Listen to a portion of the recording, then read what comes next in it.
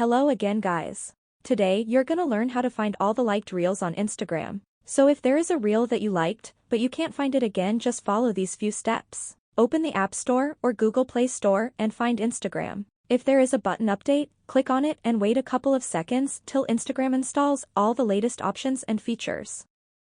Now head over to Instagram and open your profile page.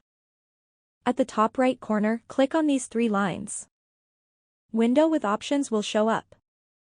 Click on your activity. Here click on interactions.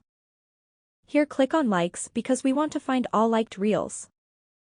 Now you can see a list of posts and reels that you liked sorted by newest. So Instagram saves all your liked posts.